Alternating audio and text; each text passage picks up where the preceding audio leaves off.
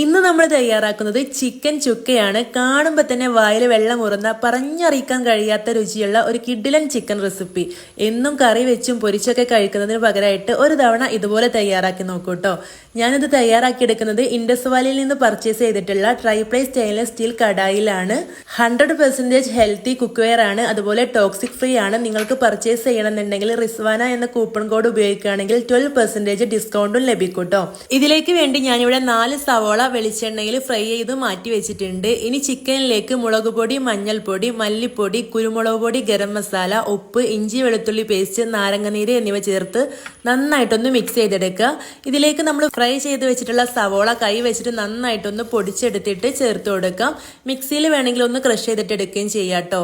എന്നിട്ട് നല്ല പോലെ ഒന്ന് മിക്സ് ചെയ്ത് ഒരു 15 മിനിറ്റ് മാറ്റി വെച്ച ശേഷം ചൂടായ വെളിച്ചെണ്ണയിലേക്ക് ഇട്ട് കൊടുക്കാം. നന്നായിട്ട് ഇളക്കി കൊടുത്ത് അടച്ചു വെച്ചിട്ട് വേവിച്ചെടുക്കാം. മീഡിയം ഫ്ലെയിമിൽ ഒരു 20 മിനിറ്റ് ഇടയ്ക്കിടെ തുറന്നു നോക്കി ഇളക്കി കൊടുത്തിട്ട് വേവിച്ചെടുക്കാം. കുറച്ച് മല്ലിയില കൂടെ ചേർത്ത് കൊടുത്തിട്ട് ഫ്ലെയിം ഓഫ് ചെയ്യാം. നല്ല ടേസ്റ്റ് ആണ് കേട്ടോ. നിങ്ങൾ എന്തായാലും ഉണ്ടാക്കി നോക്കണം. വീഡിയോ ഇഷ്ടമായിട്ടുണ്ടെങ്കിൽ ലൈക്ക് ചെയ്യാനും ഫോളോ ചെയ്യാനും മറക്കരുത്.